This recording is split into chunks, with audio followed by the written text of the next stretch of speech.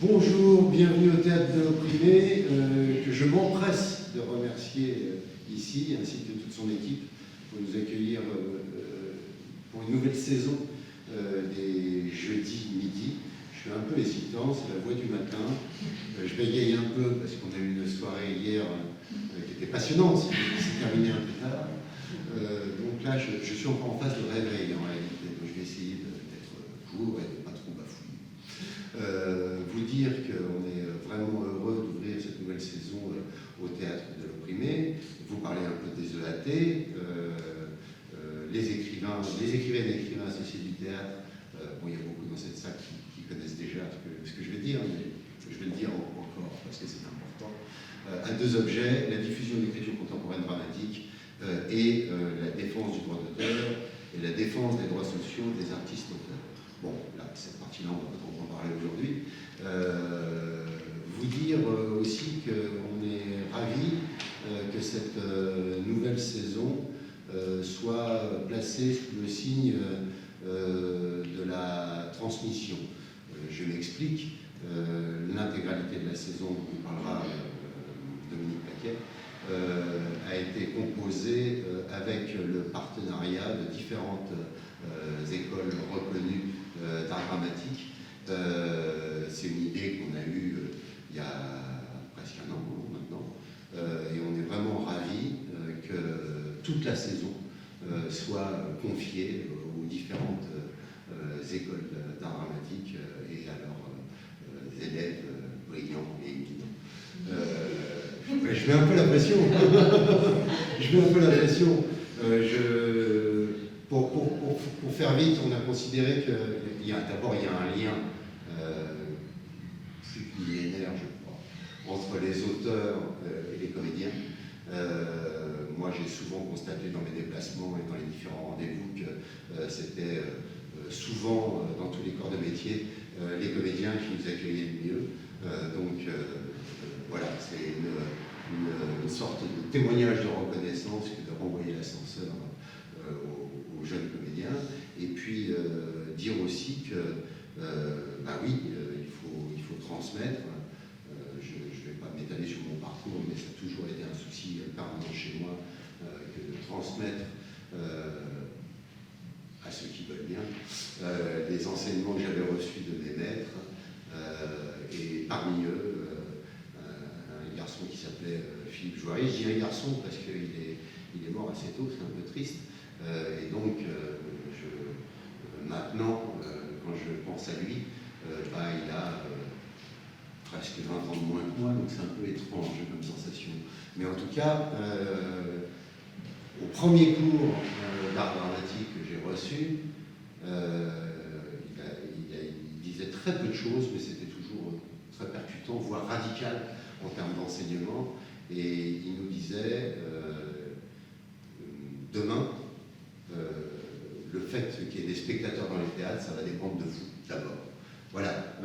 Et donc, j'ai essayé, et je continuerai, de me tenir à ce précepte, mais bien évidemment, on souhaite que le théâtre continue à vivre, à transmettre, à proposer, avec ses coups de gueule, ses révolutions, et surtout du sang neuf de la jeunesse. Et on sait aussi que parmi vous, parmi les différents élèves des écoles de théâtre, il y a forcément les auteurs et les autrices de demain. Voilà, c'est tout ce que je voulais dire. Au nom des EAT, merci beaucoup. Je passe la parole à notre vice-présidente Dominique Paquet.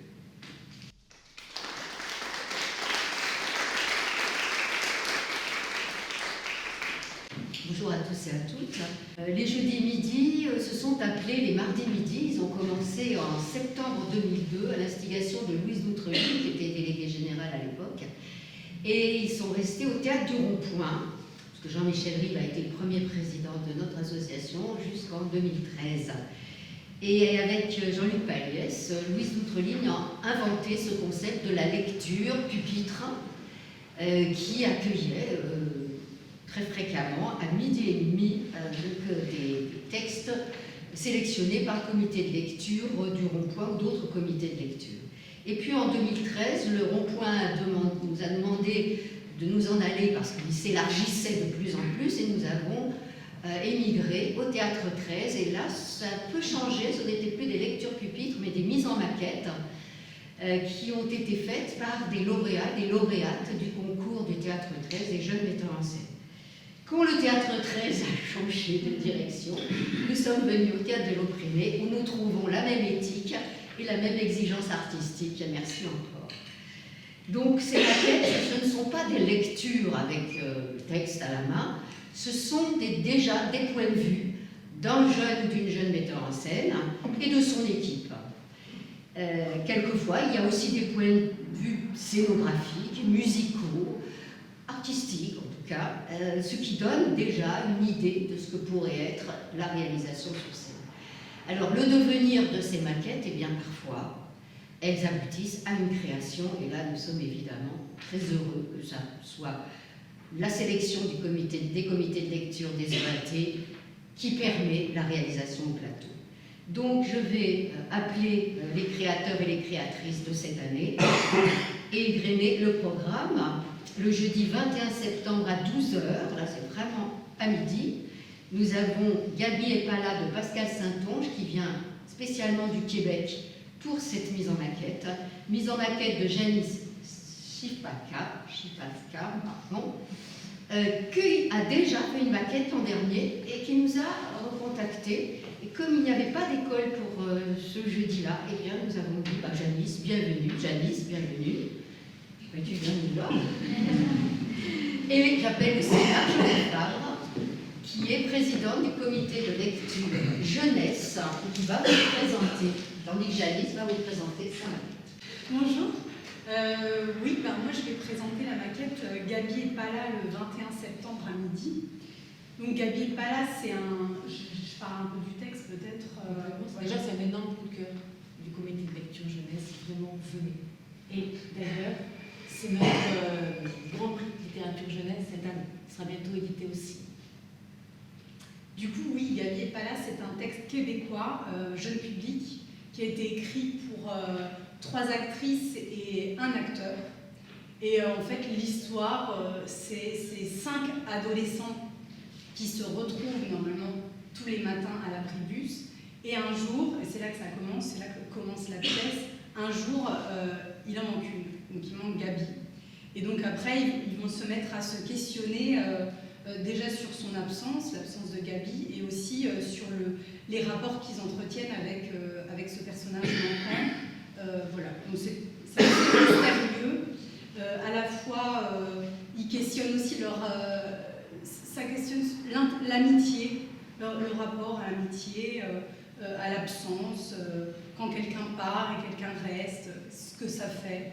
Et donc j'ai eu la chance de m'entretenir un petit peu avec Pascal Saint-Onge par visio, et elle m'expliquait aussi que ça parlait aussi d'elle, cette pièce, parce que elle vient de la banlieue de Montréal et qu'elle a quitté cette banlieue-là pour Montréal et qu'elle a toujours ses amis dans cette banlieue. Et qu'est-ce que ça fait, cette chose, que de partir et de revenir, et voilà, donc ça parle de ça. Tu veux peut-être rajouter des choses? C'est un texte vraiment qui vient réveiller l'adolescent qui en est. C'est une plongée dans cette adolescence, une période si fragile où on se construit, et on se construit beaucoup par rapport à ses pairs. Et c'est une belle réflexion sur l'amitié et comment on se construit par rapport à toutes ces amitiés-là. Si vous venez jeudi prochain, vous allez découvrir un texte qui est éminemment actuel, dont l'écriture est percutante, sensible. Vraiment, je vous invite à découvrir. Vous entendrez parler québécois. Il y a ce plaisir aussi que nous on n'a pas. Et cette année, alors c'est vraiment pas voulu de notre part, mais le fait est que les 3 lauréats de notre comité de lecture sont québécois. Et qu'on a beaucoup de chance parce que Pascal Saint-Onge sera là au prochain jeudi midi. Une autre autrice, Alice Tixibre, est venue à la manifestation qui était consacrée à son texte à Texte-Mino le 1er juin des écritures théâtrales jeunesse. Elle était là. On a eu une capsule de Hugo Fréjadis pour l'autre texte qui établit un lien avec l'école avec laquelle il travaillait. Donc voilà, des liens peuvent se faire. Et d'ailleurs, on va continuer, nous, ces liens, puisque Alice Tixibre, une des autrices québécoises, va rejoindre autre comité de lecture l'année prochaine. Donc on continue ce partenariat et on en est ravis. Qu'on ait un autre regard aussi sur la dramaturgie. On n'est pas forcément pareil. On n'a pas les mêmes écoles, on n'a pas... Donc voilà, cette ouverture, on la plébiscite aux EAT. Et merci aux membres du comité de lecture jeunesse. Oui, et qui s'engagent toujours plus. Merci. Jeudi 19 octobre à 12h, Lève-toi à Brasse d'Anne-Christine Tinel, mise en maquette d'Imen Djelelil, studio JLMB. J'appelle Patrick Simon, co-directeur du studio JLMB, pour présenter à la fois l'école et la metteuse en maquette. Exactement. Il y a le studio JLMB, ce sont les initiales de Jean-Louis Martin Barbaz, qui a été créateur du studio théâtre à Asnières. Et puis à un moment, cette partie-là a disparu au profit de l'ESCA, l'École supérieure des comédiens par l'alternance. Et nous avons décidé, avec Jean-Louis Martin Barbaz et deux anciens profs dont je fais partie, de créer une nouvelle structure qui a donc maintenant 5 ans d'âge et qui est installée majoritairement au 104. C'est notre port d'attache, mais nous avons d'autres ports également qui sont le Sorano à Vincennes, le Belleville, le Hublot à Colombes, l'échangeur de Bagnolet, le El Duende à Ivry. Voilà, on essaie à chaque fois d'emmener nos élèves dans des configurations extrêmement différentes, des petits et des grands plateaux, pour les rapprocher véritablement du métier. Notre école comporte 2 classes, une classe qu'on va appeler une classe, on n'aime pas l'appellation, de première année, une classe de deuxième année, on préfère parler de promotion qui sont rentrées en 2022, une autre en 2023, etc. etc. Parce que les années sont très différentes, il y a environ 12 à 15 intervenants par classe. En permanence, il y a des changements, donc des points de vue particuliers de metteurs en scène qui sont en activité, des directeurs de compagnie, même des directeurs de structures nationales. Voilà ce que je peux dire sur l'école. C'est 20 heures de cours par semaine et puis une véritable envie de professionnalisation avec beaucoup de travaux extérieurs où on fait venir des gens pour des masterclass ou autres, et puis des travaux où les acteurs se retrouvent en permanence avec une confrontation publique. Voilà, là donc la prochaine maquette Lève-toi à Brasse sera donc montée par Iman Djelelil, et qui est actuellement beaucoup entre Paris et Lyon. Elle est très souvent dans le train, donc, puisqu'elle travaille à Lyon, donc elle ne pouvait pas être là aujourd'hui. Et puis elle est fraîchement sortie de l'école. Et puis à l'intérieur de cette maquette, eh bien, il y a des gens qui sont à l'école, des gens qui viennent de rentrer à l'école. C'est aussi ça, puisque Vincent a parlé de la transmission. Pour nous, elle est extraordinairement importante et que chacun apporte un morceau de son ADN pour construire l'ADN des autres. Voilà. Jeudi 16 novembre à 12h, 65 rue d'Aubagne de Mathilde Aurier, mise en maquette par l'ESSAD, alors l'École supérieure d'art dramatique, et pour en parler, Antoine Werner, comédien. Il sera dans Oui, la... alors on n'est pas seul, on est 3. Alors attends, donc vous c'est Emmanuel Destremaux. Alors en fait, on est à deux propos mélangés, Ah d'accord. sur 2 textes. Donc alors vous venez pour parler de 65 rue d'Aubagne. Alors, donc, je suis avec Sarah Valéry, qui est aussi dans la promotion de 2e année à l'ESSAD. Donc nous, en fait, on vient donc de l'École supérieure d'art dramatique de Paris, qui est une école supérieure parmi 12 écoles en France, au même titre que l'ESCA, voilà, exactement, qui fait aussi des maquettes. On est très très content de faire cette maquette avec les EAT et ici au Théâtre de l'Opprimé, parce qu'en fait la lecture c'est déjà quelque chose qui nous a été un peu enseigné et qui fait partie de notre cursus. Peut-être tu veux dire un petit mot dessus? Oui, je crois que ce qui est très important dans cette école, c'est le concept d'acteur-créateur, et donc l'idée que nous, on puisse contribuer en tant que comédien et potentiellement monteur, porteur de projet, à la découverte de textes, à une certaine vision de la mise en scène déjà à notre stade. Et donc on s'est prêté au jeu pour ce qui est de la lecture pupitre purement, l'année dernière avec des lectures sélectionnées par Arsena. Et on a adoré, on y a mis énormément d'enthousiasme. De la même manière, il y a eu un festival là, cette année, Jardin Verdure, le théâtre de Verdure, oui, où pareil, on avait reçu avec énormément de plaisir les invitations et on était vraiment ravis d'y contribuer. Et donc moi, je suis très contente, je vais être donc, comédienne sous la direction d'un de mes camarades et ça m'enthousiasme, donc merci pour la proposition. Donc oui, voilà, nous on co-dirige, c'est-à-dire que les 2 textes qui nous ont été proposés à l'ESSAD sont pris en charge à chaque fois par 2 élèves qui mettent en scène leurs camarades au sein d'une promotion différente. Et oui, nous à l'ESSAD c'est vraiment quelque chose de très important, les écritures contemporaines, parce que c'est pratiquement notre matériau unique, on est beaucoup plus axé là-dessus et on a des partenariats avec les Plateaux Sauvages, le TCI, nous on est situé à Châtelet-les-Halles, dans les Halles. Mais voilà, on essaye d'aller un petit peu dans plein de théâtres différents et on porte souvent des projets. On a fait des spectacles avec Léna Poga, Marco Eskenazi, qui sont plutôt axés là-dessus. Et donc voilà, on est très très content de pouvoir participer le 16. Et voilà, donc le 65 rue d'Aubagne, qui nous a donc été proposé, nous a beaucoup plu dans la façon dont c'est écrit. Ça parle de... en 2018, je crois, il y a 2 immeubles à Marseille qui se sont écroulés, tout bonnement et tout simplement parce que mal entretenus, il y avait plein de défauts et de défaillances dans les immeubles. Et en fait, la pièce, on a un personnage plutôt principal qui a vécu ça, qui n'était pas dans les bâtiments. Et en fait, il va devoir vivre avec ce traumatisme de dire pourquoi pas moi, pourquoi j'étais pas là à ce moment-là et que les autres, oui. Mais ça suit plusieurs personnages qui sont un peu dans des cas différents par rapport à l'accident et au traumatisme. Et c'est vraiment, nous on était très très heureux parce que c'est un texte qui, même si le sujet n'est pas drôle, il y a plein de points d'humour, il y a des formes très variées qui passent d'une scène à l'autre, donc ça va vraiment être une grande joie de vous le présenter. Merci beaucoup. Merci. Jeudi 14 décembre à 12h, tuer 2 oiseaux d'un seul coup de pierre d'Amandine Soucy, mise en maquette Floriane Royon, studio JLNB. J'appelle Eve-Marie, Floriane et Amandine, c'est-à-dire les 3 protagonistes. Eve-Marie Boucher, présidente du comité de lecture du public, l'autrice Amandine Soucy et Floriane Royon qui mettra en maquette. Je vais peut-être commencer par présenter le comité de lecture, même si j'imagine que tout le monde a une idée, mais voilà, c'est toujours bien de resituer. Donc, ce comité de lecture reçoit chaque année des textes des auteurs et autrices. C'est totalement libre, en fait. C'est pas limité aux adhérents et adhérentes des EAT. Donc, tous les textes peuvent être proposés.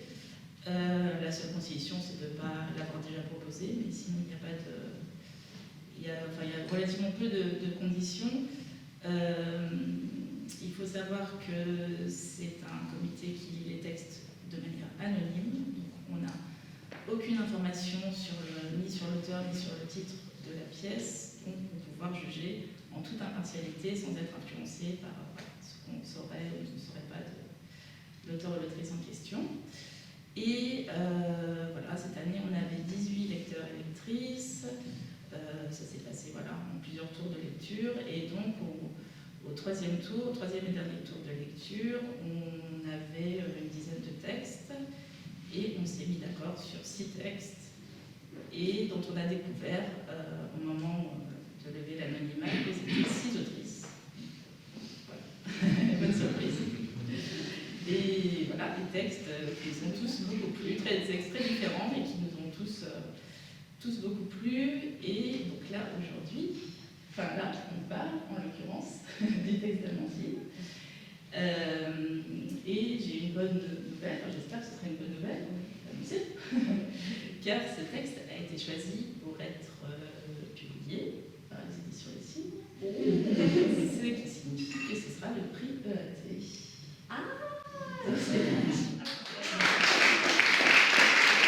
J'ai fait tache de café sur ma robe et je ne savais pas qu'on allait être filmé, mais là je me sens encore plus bête. Donc je fais ça. Et ben merci beaucoup. Je suis bien. Alors oui, c'est vrai qu'on m'a demandé si c'était médité. Et c'est vrai que j'avais même pas fait de demande d'édition et tout, donc je savais pas trop. La vérité, c'est que moi, je l'ai envoyé aux UAT, pour moi, il n'était pas terminé mon texte. Donc Florian est déjà au courant parce que je me renvoyais, parce que je travaillais aussi avec Amo Découvert, je ne sais pas si vous connaissez ce collectif qui est vraiment génial. Et du coup, il m'avait donné plein de nouvelles idées, donc du coup, pour moi, il n'était pas vraiment terminé, donc je vous ferai quand même parvenir à une autre version qui n'est pas... Enfin, c'est la même chose, hein, mais voilà. Et donc déjà, avec Florian, j'ai pu lui présenter mon autre version, et on a déjà commencé à travailler. Je suis très contente que ce soit elle, parce que déjà, elle m'a dit plein de choses, je trouvais très très pertinentes, donc j'ai hâte de voir ce que ça va donner. Que dire d'autre, je suis un peu émue. Alors le texte « Tuer 2 oiseaux d'un seul coup de pierre », ça parle... C'est un peu difficile parce que c'est un peu un polar, donc je veux pas trop... C'est difficile à pitcher, on va se dire au début c'est pas très intéressant, mais bon, il y a quand même un truc après un peu intéressant. En gros, ça part, ça se passe au Mexique, je suis partie dans un vrai fait divers que j'ai découvert dans le journal. C'est une femme qui est arrivée dans un bus à Ciudad Juárez, qui est peut-être la ville la plus meurtrière du monde, et où il y a le plus gros taux de féminicide du monde. Enfin, vraiment, c'est la ville la plus violente pour plein de raisons. Enfin, je ne vais pas vous faire l'histoire du Mexique, mais voilà. Et c'est avéré qu'une femme, c'était donc maintenant il y a 4 ans, est entrée dans un bus, a mis une perruque blonde, a porté des lunettes de soleil et a tué un chauffeur de bus. Et c'est avéré qu'après, on a appris que ce chauffeur du bus, en fait, violait certaines femmes, certaines ouvrières qui allaient au maquiladoras, ce qui sont les usines à la frontière mexicaine. Et à partir de là, en fait, voilà, je suis partie dans une sorte de dystopie, on va dire. Et donc, à partir de ce meurtre, une enquête va être menée par une journaliste française sur divers meurtres effectués de la même manière par des femmes pour... Ah non, en plus, c'est moi. Tu peux étendre ça, merci. Et voilà, et donc ces femmes un peu partout dans le monde vont tuer des hommes. Et voilà, on va dire c'est le point de départ, et à partir de là, on va dire que la problématique, en tout cas que j'ai vraiment voulu, on en parlait beaucoup avec Florian, mais qui est vraiment importante pour moi, c'est à partir de quand peut-on considérer que la violence est légitime et peut devenir une réponse satisfaisante. Donc là, c'est une question féministe qui est très importante pour moi, mais en parlant avec Florian, on s'est vraiment rendu compte que ça pouvait être une question, je pense, que beaucoup de gens se posent en écologie, dans plein de domaines politiques. Et voilà. Et Florian. Ok. Je rebondis du coup là-dessus. C'est ça qui m'a vraiment touchée et beaucoup parlé dans ce texte. Cette question d'utilisation de la violence qui scinde énormément, quoi. Même si on sent des velléités de changement chez tout le monde, mais ça va être le truc. De quelle violence on parle? Bon, bref, c'est très bien fait dans le texte. Du coup, par rapport à ça, j'ai choisi 2 partis pris. Il y a un commissariat, à un moment, j'en dis pas trop. Pour moi, un des choix, ça a été de faire vraiment vivre, exister ce commissariat. Pour que en fait, le questionnement de cette journaliste ait lieu du point de vue le point de départ ait lieu en garde à vue. Son questionnement parte de la garde à vue. Donc en écho à l'actualité, à la répression, à la criminalisation des militants et militantes, et aussi parce que c'est le lieu qui représente la violence légitime de l'État. Donc je trouvais ça intéressant de questionner là, de cet endroit. C'est dans le texte, hein. Après, mais voilà.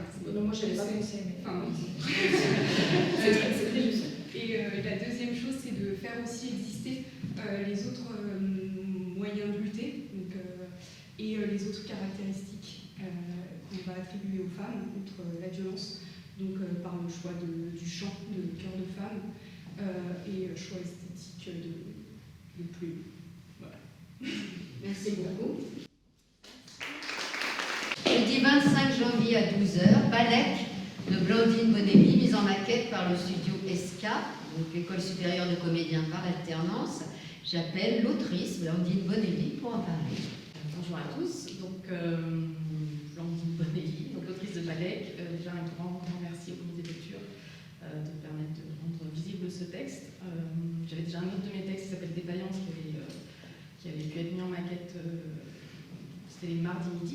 au Théâtre 13.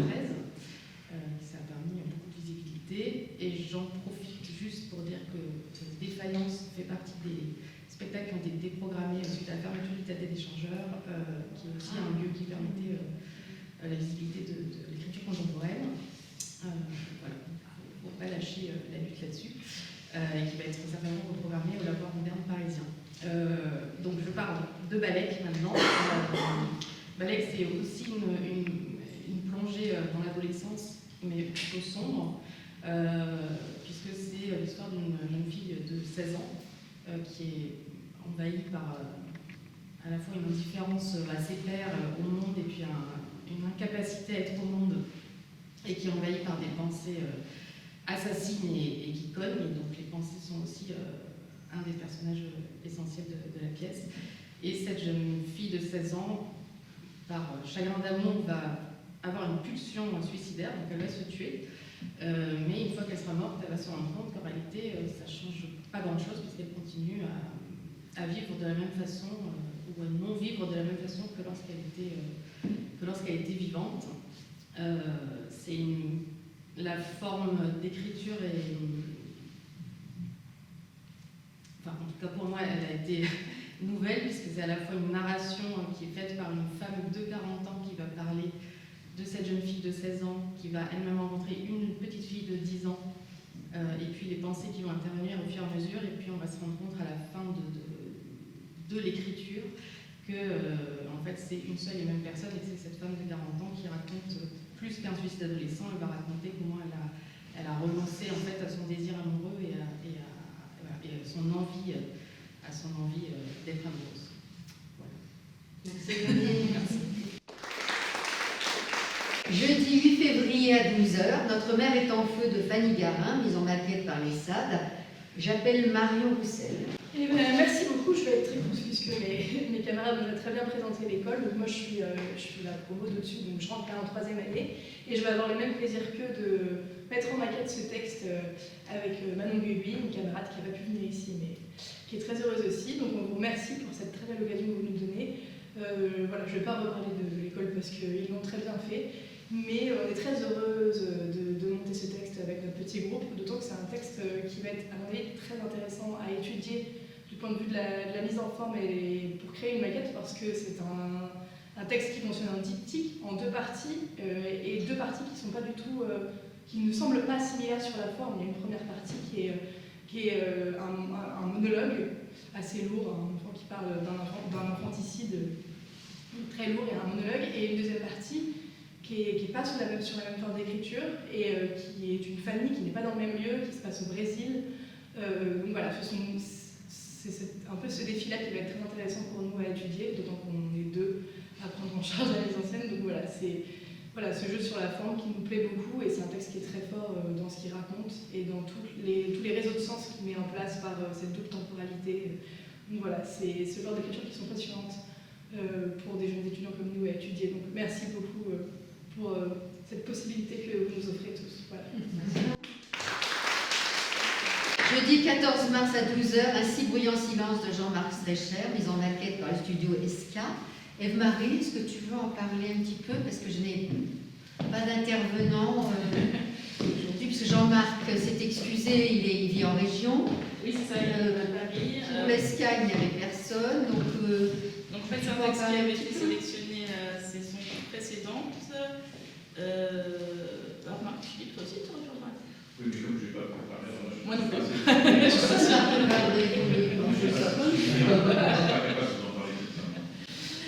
En tout cas, il se trouve que Jean-Marc a rejoint ensuite le comité de lecture, comme on le propose généralement aux auteurs-autrices qui sont sélectionnés.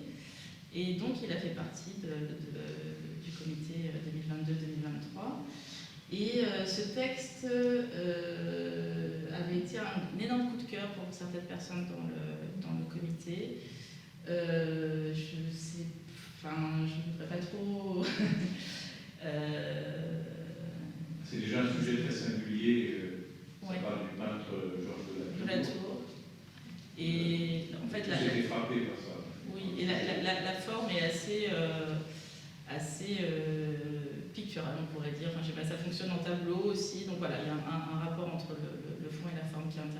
que c'est un texte avec une langue très riche et travaillée. Voilà, classique, mais pas uniquement. Après, je peux pas, c'est un peu lointain, donc je ne peux pas trop. Merci, Marie. Jeudi 25 avril à 12h, Random Access Memories d'Emmanuel Destremo, mise en maquette Mégane Arnaud, qui est sortie de l'ENSAT et qui a créé sa compagnie Rouge Ciel. Donc, il y a des membres de la compagnie Rouge Ciel. Oui, et je vous appelle tous les trois, Pierre Thomas Jocan, Catel Pogal, Manon Gargotte. Bonjour. Bonjour à tous et à toutes. Donc nous, on représente la compagnie Rouge Ciel que Mégane Arnaud a fondée il y a moins d'1 an. Donc Mégane s'excuse, elle ne peut pas être avec nous aujourd'hui. Elle collabore à la mise en scène avec Valérie Guillaume au Célestin à Lyon en ce moment. C'est pour ça qu'elle ne peut pas être là. Mais nous, on est ici. Donc Mégane, pour la présenter rapidement, elle a fait l'ENSAT, l'École nationale supérieure des arts et techniques du théâtre à Lyon, qui est une école qui a la particularité de regrouper tous les corps de métier qui forment une compagnie de théâtre, donc son, lumière, scéno, costume, administration, voilà, il y a tous les corps de métier. Et moi je suis Manon, je suis scénographe et éclairagiste et j'ai rencontré Mégane à l'ENSAT. Donc on a un petit peu grandi artistiquement ensemble pendant 3 ans et là on est sortis toutes les deux, on continue de collaborer ensemble sur ce projet. Voilà, on est très contente d'être ici et d'être accueillis. Bah oui, merci beaucoup pour l'accueil. Alors moi je suis comédien, la distribution est en cours. Et en fait la pièce Random Access Memories parle d'un gamer qui va tester un nouveau jeu vidéo où la frontière entre le réel et le jeu vidéo va être absolument troublée tout au long de la pièce. Et c'est une pièce très intéressante pour ce fait du jeu vidéo déjà au théâtre, qui est assez intéressant à traiter. Et puis sur les questions qu'elle pose, les questions de la violence, notamment sur l'endroit de l'origine de la violence, est-ce qu'elle est innée ou pas du tout. Sur la question des choix aussi, puisque ce gamer parle énormément avec une intelligence artificielle. La question de l'humanité par l'intelligence artificielle, est-ce qu'elle est peut-être plus humaine que l'humain lui-même. Et c'est une pièce assez passionnante, ludique aussi, très drôle, et qui quand même va en profondeur sur des thèmes qui ne nous rendent pas tout à fait... Enfin, je ne veux pas être hyper pessimiste en disant ça, c'est vraiment très bien, mais c'est des questions qui ne sont pas forcément très confortables parfois à se poser, et qui sont cependant, je trouve, nécessaires. Moi, je suis Catel Pogal, je suis graphiste vidéo, motion designer. Je suis sortante des Gobelins de l'école de l'image et j'ai rencontré Mégane l'année dernière et elle m'a proposé ce projet qui m'intéresse évidemment, déjà en tant que joueuse et en tant que graphiste. C'est un super champ d'expérimentation de travailler sur une maquette où la vidéo est sur un texte où la vidéo fait vraiment partie intégrante.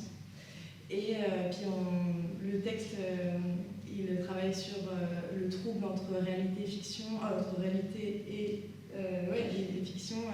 Et en fait, c'est intéressant pour nous aussi en tant que dans la mise en scène et avec la lumière de jouer et la vidéo de jouer sur une confusion en technique. Donc voilà, bref. Merci beaucoup. Et enfin, le jeudi 16 mai à 12h, un texte surprise, jeudi midi, dédié aux auteurs émergents. Alors, émergent, ça ne veut pas dire 18 ans, ça peut vouloir dire 65 ans, comme Emmanuel Kant qui a émergé à 65 ans, de son long sommeil dogmatique. Mais nous ne sommes pas mis d'accord avec le conseil d'administration pour savoir comment nous faisions l'appel à texte, vers qui. Alors soit vers les écoles nationales ou même les écoles privées, voilà. Ça va se décider en octobre vraisemblablement et sans doute que nous créerons peut-être un nouveau comité de lecture pour ce jeudi midi, peut-être pas, nous verrons, nous allons définir les termes de l'appel à texte. Ce que je voulais vous dire, c'est que les 2 appels à texte de 23-24 sont imminents. Celui du comité de lecture jeunesse du 9 au 16 octobre, donc la fenêtre est large, la fenêtre d'ouverture est large, mais pour le comité de lecture tout public, elle est extrêmement étroite. Vous aurez du 19 au 20 octobre, hein, c'est ça, Marie? Du 19 à midi au 20 à 11h59. 11h59, j'ai vu que tu avais précisé. Moins 1 minute, donc pour envoyer vos textes, hein, ceci, évidemment, la fenêtre, c'est parce que sinon on en reçoit 800 et on ne peut pas les absorber, malgré l'investissement des lecteurs et des lectrices des 2 comités de lecture.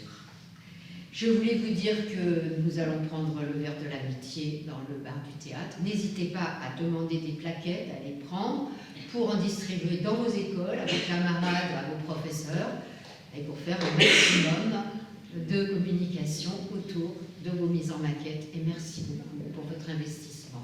Tu veux prendre la parole pour le théâtre de l'opprimé? Donc, ravi de vous accueillir tous pour cette nouvelle saison. Pour vous dire au nom de toute la troupe du théâtre de l'opprimé et de Rui Frati combien les écritures contemporaines s'inscrivent dans le projet qu'on fait ici, dans toutes les techniques vivantes du théâtre de l'opprimé, dans le projet que Rui a conduit avec nous toutes ces années, lorsque notamment il a trouvé cette salle pour installer Augusto Boal et sa troupe il y a 28 ans. Et donc c'est un grand plaisir pour nous de vous retrouver tous les jeudis midi. Rui ne vous le dit pas lui-même aujourd'hui, parce que comme vous savez, on a un ADN assez fort avec l'Amérique latine, et que là il y a beaucoup de commémorations autour de Salvador Allende, des événements qu'il y a eu il y a 50 ans. Là. Belle saison à vous tous, les jeudis midi, et sur toute notre programmation de toute l'année et toutes nos activités. Merci beaucoup. Merci.